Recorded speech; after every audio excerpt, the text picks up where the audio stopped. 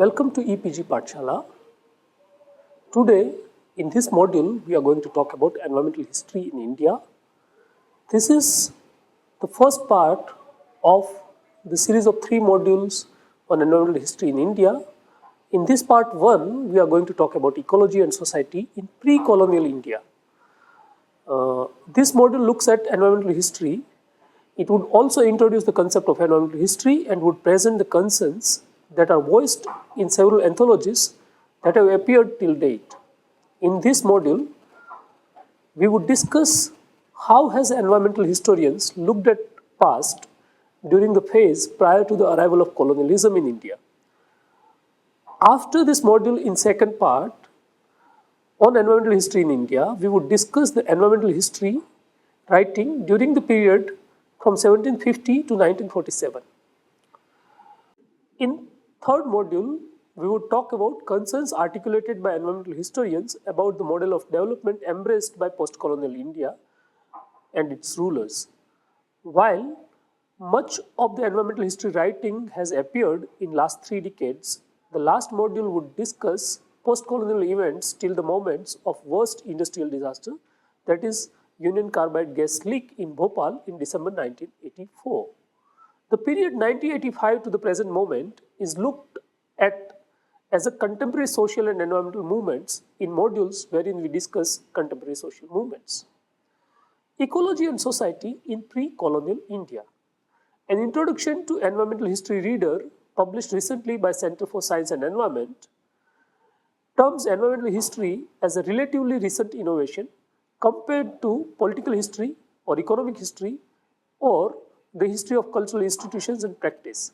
This introduction traces the origin of the term environmental history in the United States and attributes its first usage to historian Roderick Nash in the early 1970s and view the popularity of environmental movements in the 1960s as the fostering investigations into ecological aspects of the past.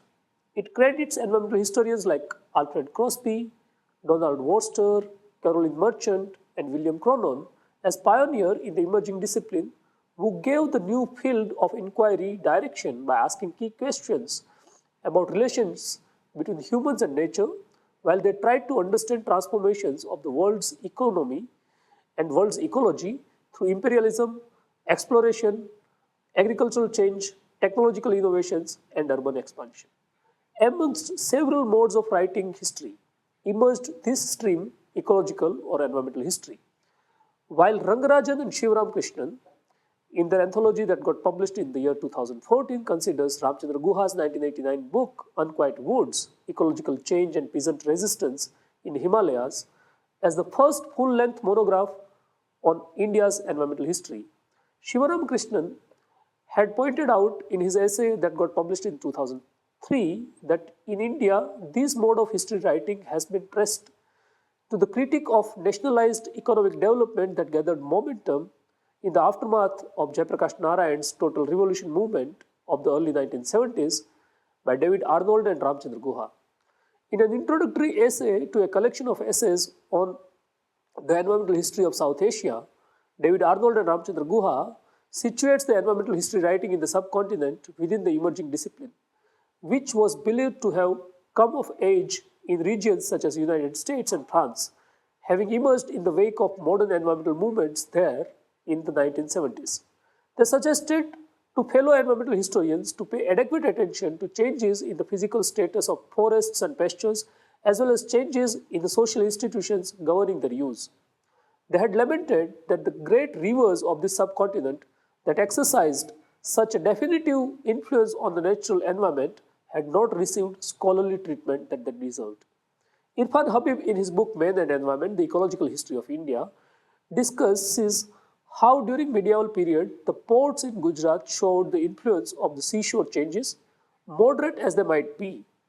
Habib states that, and I quote, the earliest known port of Gujarat was Bhrigukach or Barigaza or the Periplus, medieval and modern Bharuch, situated near the mouth of Narmada river. By the end of 14th century, the passage of the sea seems to have silted up so much that the trade shifted to Khambat, what Britishers called Kembe, situated at the head of Gulf of Kembe. In time, the sea began to retreat from here too, and Goga on the Saurashtra coast began to serve as the anchorage from where the sea ship's cargo was ferried over to Khambat.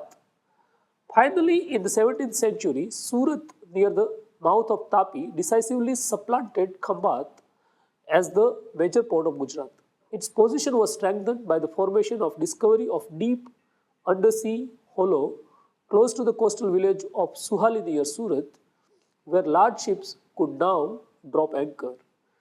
In a similar fashion, Irfan Habib cites the example of Kosi River in Bihar as an illustration to show how the great expanse of northern alluvial plains, themselves created by millions of years of silt deposition by rivers, and myriad channels in which the rivers flow, remaining subject to immense changes.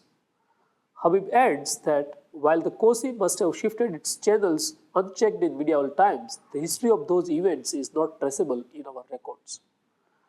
From the written sources, Irfan Habib traces changes in river course in respect of the Indus Basin and points out the major river courses in Punjab in 1400 and 1970. Irfan Habib also talks about an example of the practical disappearance of river through a substantial change of course of its main feeder in what happened to the Jamna River in Bengal, which carried the main waters of the present Tista as it entered the plains, and after a course directly southward across northern and central Bengal, debouched into the Ganges. Talking about the dramatic changes, Habib narrates, in 1787 the Tista abandoned the Jamna altogether and turning southwards ran into the Brahmaputra, reducing its course in the plain down to a third of its former length. Similarly, Das Gupta recalls how the death of the Indus Valley civilization was not caused by a single dramatic event and elaborates the research by Sherin Ratnagar, who in 1986 proposed that the lift irrigation may have resulted in overreaching of its ecological limits. He also cites an opinion of M.H. Rawal, former director of Gujarat Department of Archaeology, who suggested in 1989 that as animal herding was an important form of subsistence in Harappa, large populations of goat and sheep would also have led to overgrazing. Unquote. David Arnold and Ramchandra Guha had also outlined the urgent task for fellow travelers by appealing them to opening up the time frame for the discussion of environmental changes to take long-term developments into account rather than merely to concentrate upon the developments of the past century or so. In an initial attempt to undertake such a task, Madhav Gadgil and Ramchandra Guha, in their pioneering work, This Fissured Land, An Ecological History of India, presents South Asia landscape as not merely populated by settled villages, but as a treasure trove of biological diversity populated by hunter-gatherers, Jumias or Sweden agriculturalists, nomadic pastoralists, seafaring traders, and fisher folks practicing both inland and coastal fishing. Not only had this work paid rigorous attention to pre-colonial India, it also drew on an array of archaeological and literary evidences to evolve a larger framework to approach patterns of ecological change in the past. However, it has also been claimed that most subsequent collections and anthologies on India's environmental pasts barely take notice of the era prior to 1800. Rangarajan and Shivram Krishnan points out that such a situation arose since sources for pre-modern and early modern forest and environmental history are indeed scarce. To correct such an anomaly, they present an edited volume that consists of essays ranging from prehistoric India right to the middle of the 19th century. With 4 of the 16 essays making an effort to blend archaeology and ecology, and another 4 drawing from literary texts to construct imageries and states of nature. In a subsequent anthology published in the year 2014, Rangarajan and Shivram Krishnan stress upon a need to critically engage with the longer range history of the lands or people when they assert that there is a need to promote more sustained and engaged dialogue that straddles different eras, such as prehistoric, ancient, medieval, and modern. All the more so because many historians and sociologists of modern India often view the past as a kind of tabula rasa.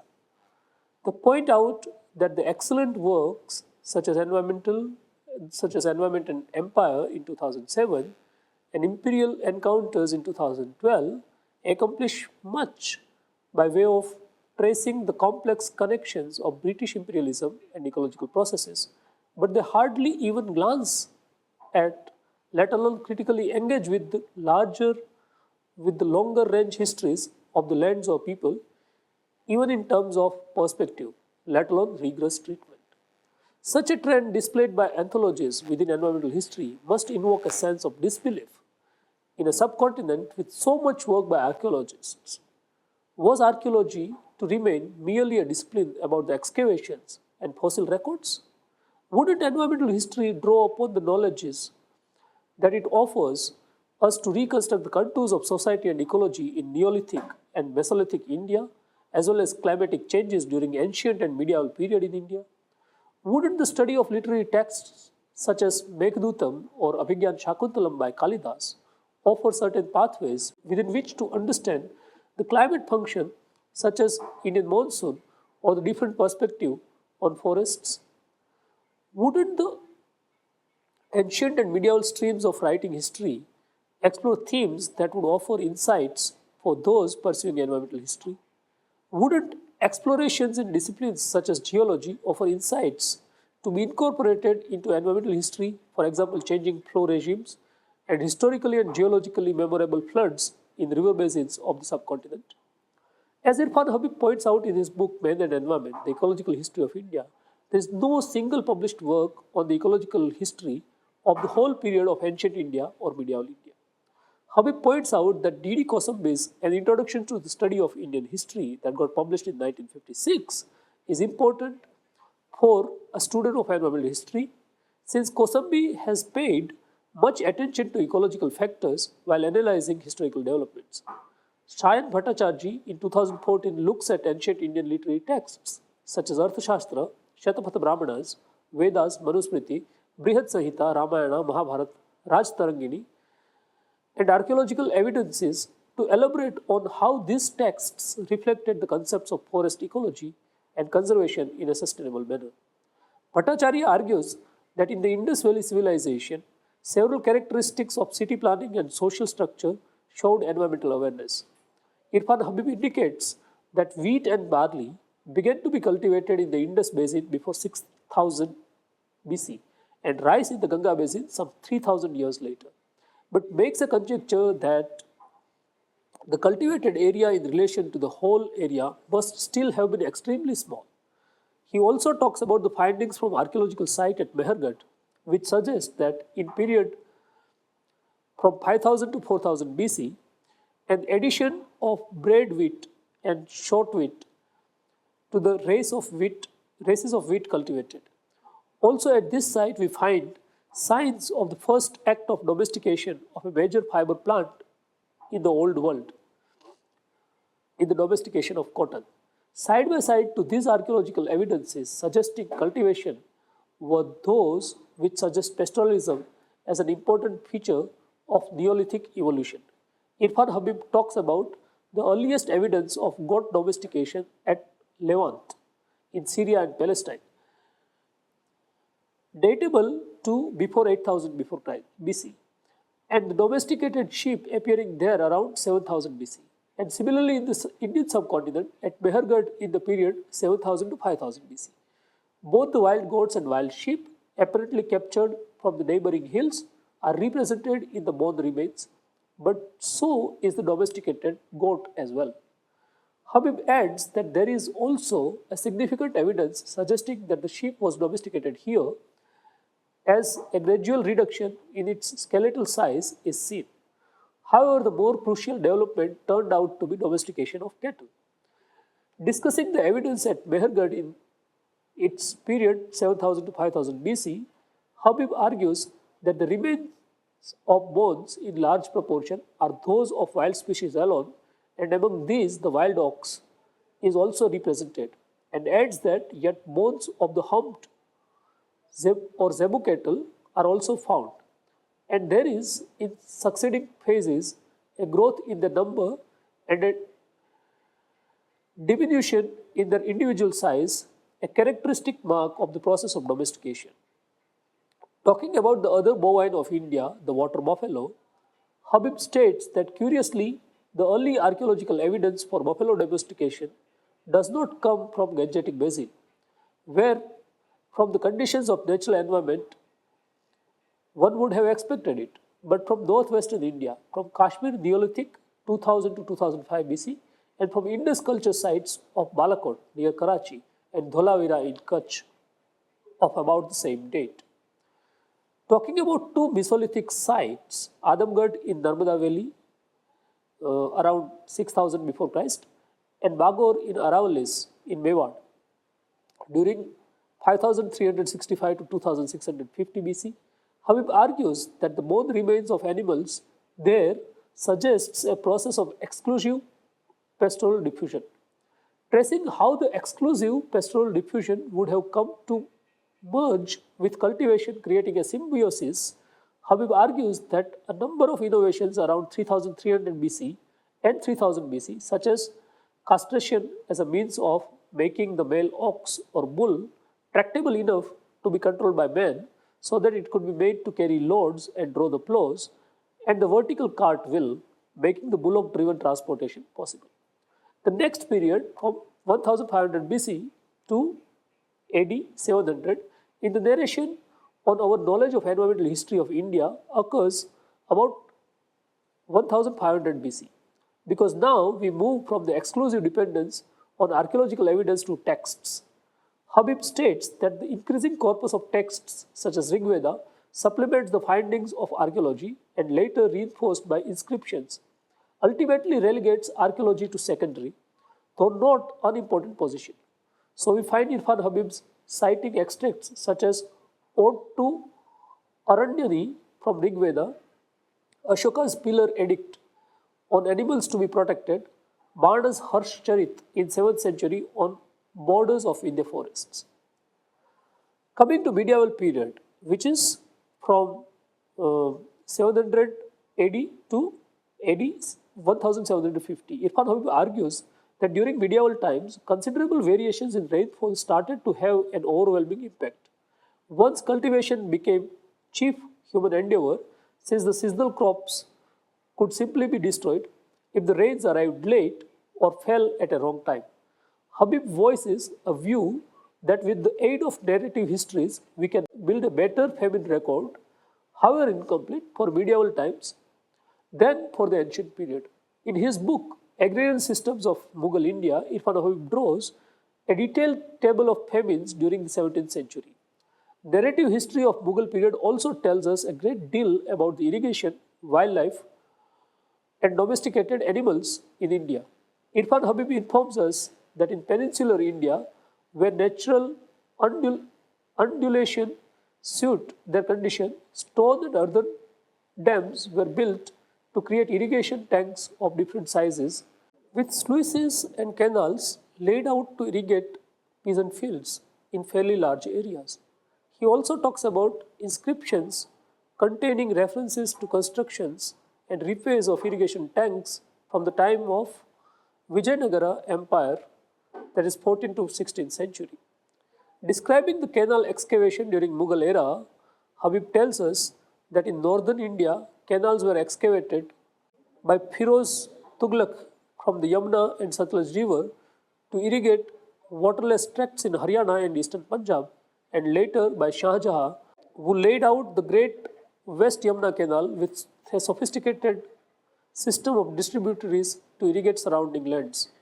David Arnold and Ramchandra Guha notes that South Asia has a long and developed history of irrigation and urban settlements, and raises a question that as yet we know relatively little about how these modified the surrounding environment or gave rise to adverse environmental effects. They suggest that as a major consumer of fuel, fodder, building material and foodstuffs, cities in South Asia over time have produced a substantial modification to the environment over a wide area. Amongst those who have explored the pre-colonial India within environmental history, the first set of researchers have been those who try to engage with the narrative that often describe pre-agrarian modes of resource utilization as cultures that were threatened to get wiped out in the face of agricultural expansion. Rangarajan and Shivaram Krishnan cites Bibhuti Bhushan Bandyopadhyay's Bangla text, Aranyak of the Forest, as an illustration of a sensitive portrayal of the early 20th century conquest of the forest by the arable, of nature by culture. They also refer to Didi Kosambi's writings, assuming that pre-agricultural cultures and ways of life could not be subjugated and absorbed into the wider, more advanced milieu, adding that Kosambi would have imagined himself as chronicler of the demise of the older ways. Similar values were shared by certain colonial experts who failed to understand the rhythms of pastoral mobility and conflated it with vagrancy and tried to unleash a modernizing vision with a typical law and order approach.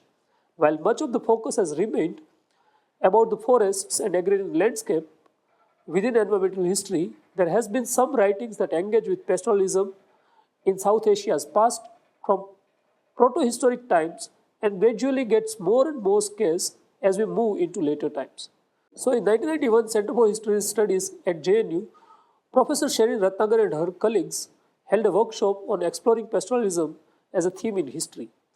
Historic moments such as permanent settlement and the consolidation of colonial policies and control over forests have often been presented in environmental history as representing a dramatic rupture. However, the discourse about diminishing pasture, encroachment of settled cultivation over the pastoral resources and pastoral resource use patterns, and migrations arising from catastrophic redrawing of client-patron relationship would have to be imagined as predating colonialism. Sherin Ratnagar, in her introductory essay written for that workshop, talks about an inscription of about AD 860 from the vicinity of Jodhpur about a village hitherto infested by Abhirs being rehabilitated and rebuilt. However, she also quickly reminds her readers that occasionally the reverse process is documented. Occupied lands are turned over to pastures as well, drawing our attention to a doctoral thesis by N. Veeraval on history of pastoral communities of ancient and medieval Tamil Nadu, submitted to Madurai Kamaraj University in 1989. Similarly, in her paper, Villages Abandoned, the case of mobile pastoralism in post-Harappan Gujarat, Supriya Verma talked about bigger possession that herdsmen in Gujarat carried around with them. Ratnagar underlines that interdigitation and complementarity between settled cultivators and pastoral people, however, do not mean that only mixed farming prevailed, and pastoral modes slowly got phased out. She suggests that we need to consider pastoral nomadism as well as agro-pastoralism.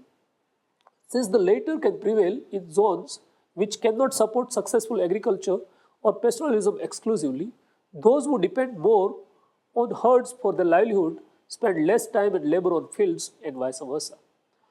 Also, it would be erroneous to assume a perfectly harmonious symbiosis between mobile pastoralists and sedentary cultivators.